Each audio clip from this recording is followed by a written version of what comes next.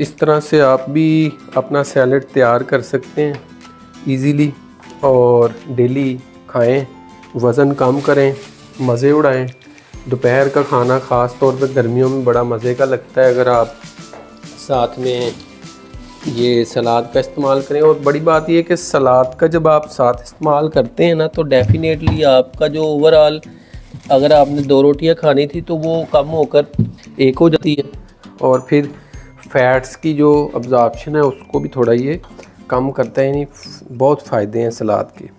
अच्छा जी, वो सारे लोग जो कि डाइटिंग शाइटिंग का सोच रहे हैं और चाह रहे हैं कि सलाद बनाएं, और दोपहर के वक्त ख़ास तौर पे गर्मियों में सलाद जो है वो काफ़ी इफ़ेक्टिव वे हो सकता है आपकी डाइटिंग को इम्प्रूव करने के लिए या डाइटिंग के लिए। इसमें जो मेनली ज़्यादा आजकल के सीज़न में आपको सैलड के लिए 3 मेन चीज़ें ही रिक्वायर्ड हैं। उसमें कुकम्बर हैं, ये खीरे, और फिर आपको टमाटर चाहिए और साथ में प्याज।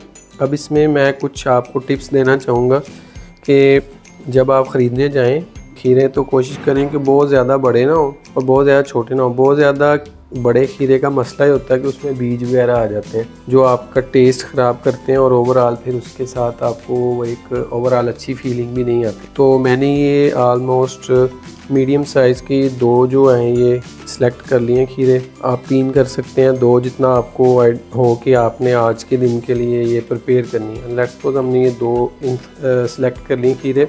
इसी के साथ यहाँ पे जो टमाटर हैं उनको ख़रीदते हुए भी कुछ ख़ास थोड़ा सा ख्याल रखा करें कि एक तो बहुत ज़्यादा नरम ना हो और बहुत ज़्यादा सख्त भी ना हो। बहुत ज़्यादा सख्त टमाटरों का मसला ये है कि वो कच्चे होते हैं, उसमें रस नहीं होता, तो आपको वो ओवरऑल बाद में फिर एक मज़ा नहीं आता खाने में ना। मैंने तकरीबन 1 बंदे के लिए सैलड तैयार करना है तो मैं एक दरमियाने साइज़ का ये एक टमाटर जो है ना ये ले लेता हूँ। इसमें फिर लास्ट पे अब आपके पास जो प्याज हैं, प्याज भी जब आप ख़रीदने लगें तो कोशिश करें कि इस साइज़ के कम से कम आपके पास प्याज हों। अगर इस तरह का भी हो जाए तो ठीक है, राउंडेड हो थोड़े से, जो गोल हों, काटने में आसान हो और स्लाइड करने में भी इजी होते हैं। उससे फिर ये होता है कि आपकी सलाद जो है वो अच्छी लगती है खाने में, और ये बेहतर है। मैं भी आपको, अब हमने ये तीनों चीज़ें सिलेक्ट कर ली हैं तो अब हम आपके पास ये इधर दिखाते हैं आपको। मेनली मैं एक छुरी और साथ में एक पीलर का यूज़ करता हूँ और साथ जो स्लाइसर इस्तेमाल कर रहा हूँ। तो अब इसमें सबसे पहले मैं ये जो खीरे हैं इन्हें धो लेता हूँ थोड़ा सा, और इसी के साथ ये टमाटर को थोड़ा सा मैंने धो लिया पानी के साथ। प्याज को धोने की ज़रूरत नहीं है। अभी इसी के साथ जो ऊपर वाला कुछ हिस्सा है इसको मैं उतार लेता हूँ, इसको भी उतार लेता हूँ थोड़ा सा, इसी तरह इसको उतार लेता हूँ। और ये लास्ट पोर्शन बहुत ही ज़बरदस्त स्लाइस हो रहा है, छुरी बिल्कुल नई है तो आराम से काट रही है, तेज़ करने की ज़रूरत नहीं है। अभी ये देखिए, ये प्याज काटते हुए आपको जो एक टिप दूंगा वो ये कि नीचे वाला जो हिस्सा है अगर आप छोटे छोटे करना चाहते तो बेशक ना काटें, लेकिन अगर इसको आपने मुकम्मल वो करना है सलाद बनाने के लिए तो आप इसको बिल्कुल इस तरह से उतार लें।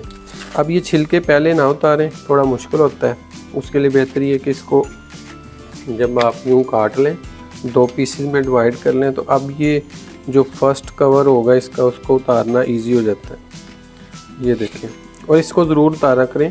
उसकी रीज़न ये है कि अगर आप इस पहले वाले जो पीस को नहीं उतारेंगे तो वो बड़ा एक गंदा सा कच्चा सा टेस्ट आता है आपकी सलाद में, तो इससे फिर ये होता है कि आपको ना मज़ा नहीं आता सलाद खाने का। अब हमने ये प्याज दोनों काट लिए हैं, इसी तरह ये जो टमाटर है इसको हमने आलमोस्ट धो लिया था।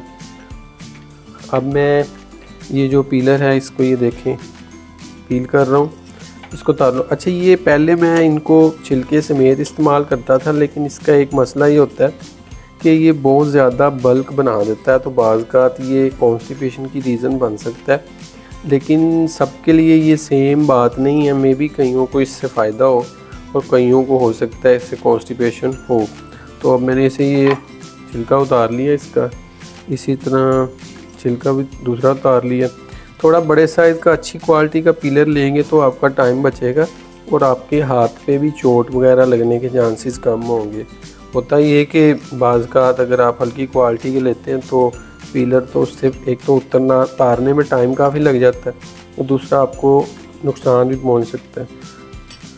तो अब ये मैंने पील कर लिया। अब हम 1 बाय 1 थोड़ा सा ऊपर से दिखाएं।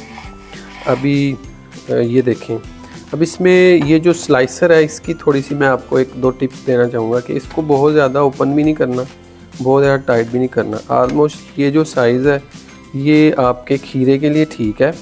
तो मैं यूजुअली सबसे पहले ये जो कुकम्बर को स्लाइड करता हूँ, इसको इवनली डिस्ट्रीब्यूट करने के लिए अपने किसी भी बर्तन में तो आप थोड़ा थोड़ा इसको स्लाइड करते जाएं।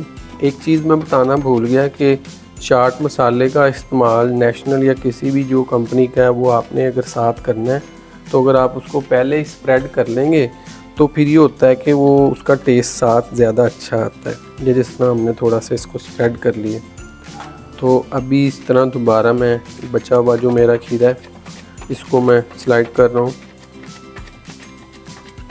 और ये बहुत ज़्यादा मोटा काटेंगे तो अच्छा नहीं लगेगा, बहुत ज़्यादा पतला काटेंगे तो वो फिर बिल्कुल कागज़ की तरह जो है ना वो चिपक सा जाता है और वो कोई एक अपीयरेंस भी नहीं देता, लुक भी नहीं देता और मज़ा नहीं आता खाने का। अब इसको थोड़ा सा साथ साथ मैं हल्का सा फिर ये जो है वो स्प्रिंकल कर लेता हूँ। अब थोड़ा सा इसको मैं टाइट कर लूँगा और अब इसके लिए अगला स्टेप में ही टमाटर, इसको मैं ये देखें, अगर बहुत ज़्यादा ढीला टमाटर हो ना तो वो फिर मसला करता है आपका, वो बिल्कुल फंस जाता है, स्लाइड नहीं होता। हाँ, इसका जब ये पुराना हो जाता है ना स्लाइसर, तो उस वक़्त फिर मसला ये आता है कि वो शार्प नहीं रहता, तो आपकी चीज़ें कटती नहीं हैं। तो चेंज कर लें जब आपको लगे कि प्रॉपर चीज़ें नहीं कट रही। तो अब मैंने ये टमाटर को इवनली थोड़ा सा डिस्ट्रीब्यूट कर लेता हूँ। इससे ये होगा कि थोड़ा जब मैं खाऊँगा उस वक़्त फिर बाइट जो मैं लूँगा तो वो इक्वली मज़ा भी आएगा। तो अब ये मैंने प्याज को स्लाइस करना है तो मैं इसको थोड़ा सा और बारीक कर लेता हूँ। यानी स्टेप बाय स्टेप आपने देखा कि सबसे पहले जो सबसे वाइड जो था वो मैंने खीरे के लिए यूज़ किया, उसके बाद टमाटर, और अब मैं प्याज के लिए जो है ना वो इसको थोड़ा सा और तंग कर लिया है।